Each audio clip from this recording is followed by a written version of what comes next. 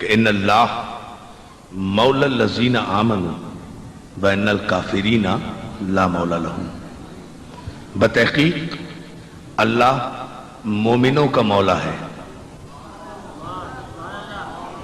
اللہ، میں نے کہا صرف ترجمے پہ آپ غور فرما لیں تو میں آپ کا شکر گزار ہوں گا۔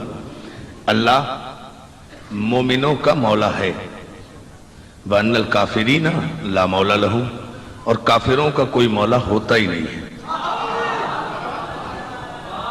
اللہ مومنوں کا مولا ہے، اور یہ قرآن کا فیصلہ ہے کہ کافروں کا کوئی مولا نہیں ہوتا۔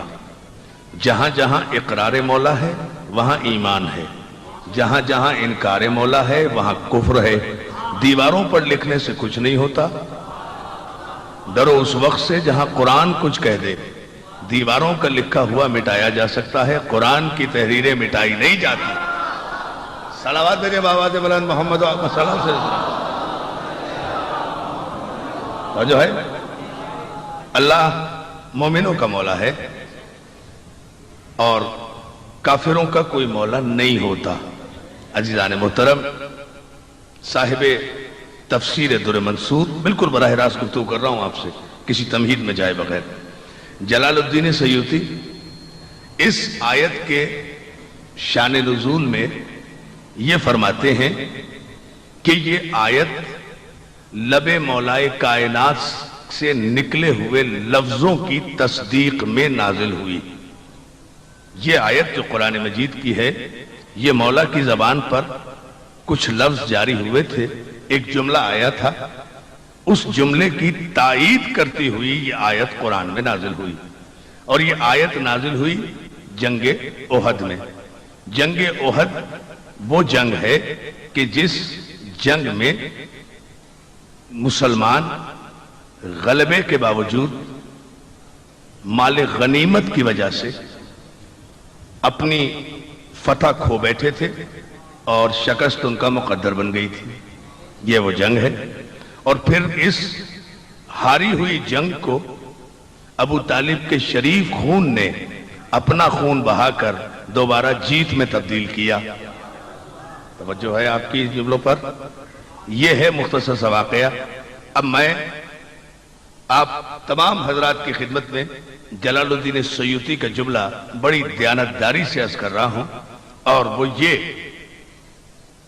یہ فرماتے ہیں کہ جب اس جنگ کا آغاز ہوا تو ابو سفیان جو معاویہ کا باپ تھا، جو یزید کا دادا تھا، وہ رسول سے لڑنے کے لیے آیا تھا، اسلام کے خلاف سفارا ہوا تھا، میدان احد میں آیا تھا، اپنے ساتھ وہ ایک بہت بڑا بت لے کر آیا تھا، اس بت کا نام عزا تھا، اور اس نے تازہ تازہ مسلمانوں کے سامنے عزا کی ہیبت کو طاری کرنے کے لیے عزا کو سامنے کر کے مسلمان سپاہیوں سے خطاب کر کے یہ نعرہ لگایا کہ نحنو نمل عزا واللہ عزا لکم، مسلمانوں ہمارے پاس عزا ہے اور تمہارے پاس کوئی عزا نہیں ہے۔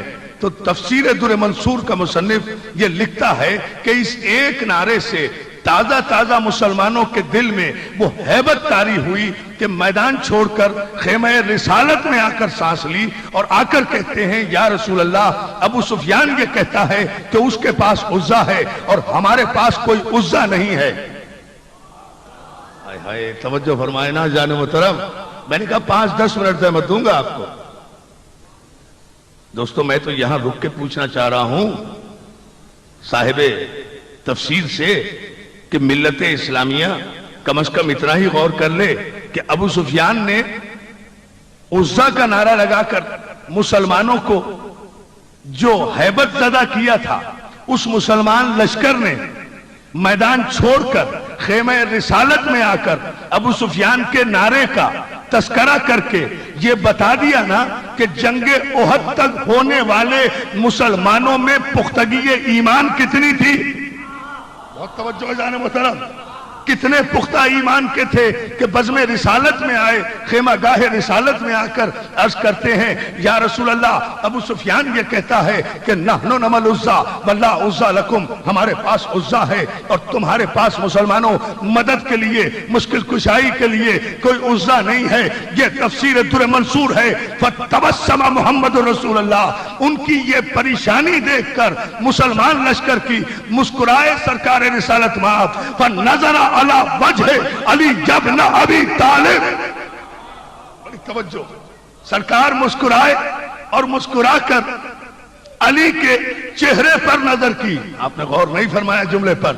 صحابہ کرام نے جو شکایت کی ابو سفیان کے لشکر کی اور اس کے نعرے کی، ان کی پریشانی دیکھ کر پیغمبر اسلام پریشان نہیں ہوئے بلکہ مسکرا کر علی کے چہرے پر نظر کی۔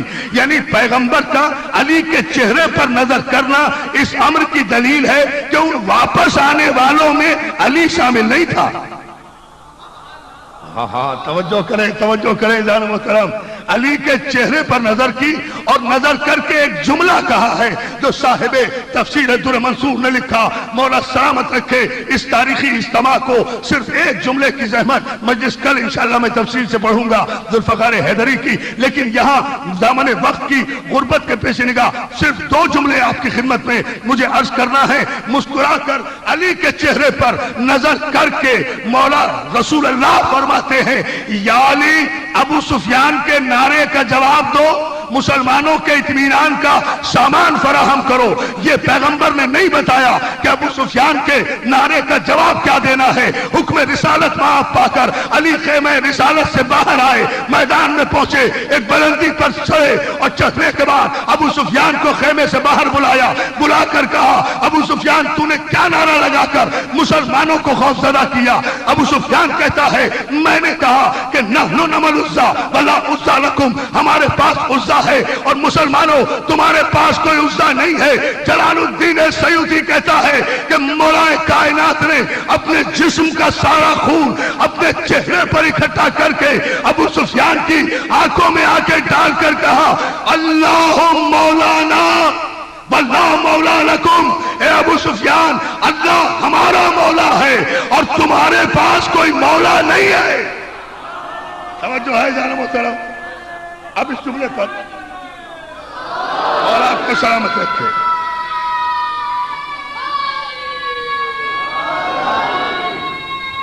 اے میرا بیٹا جیتا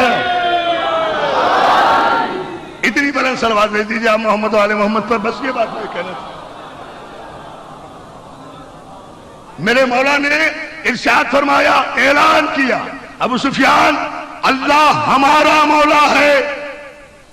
ہاں جستا ہے، علی کو زیب دیتا ہے یہ کہنا کہ اللہ ہمارا مولا ہے، یہ صرف علی کو زیب دیتا ہے۔ اللہ ہمارا مولا ہے، اللہ ہمارا مولا ہے، اور کافروں تمہارے پاس کوئی مولا نہیں ہے۔ ابھی کوئی مولا کی آیت قرآن میں نازل نہیں ہوئی۔ جب علی نے کافروں کے سامنے، توجہ دوستو، علی نے کافروں کے لشکر کے سامنے اللہ کے مولا ہونے کا اعلان کیا، کیا خیال ہے ملت اسلامیہ کا؟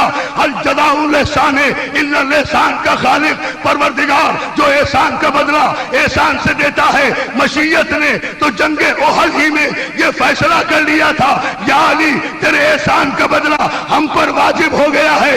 تو نے 3000 کافروں کے سامنے اللہ کے مولا ہونے کا اعلان کیا ہے۔ ہمیں بھی قسم ہے اپنی احسان شناسی کی کہ اگر 1,23,000 صحابہ کرام کے مجمع میں غدیر خم کے منبر پر ہم تجھے مولا نہ بنا دیں، یا علی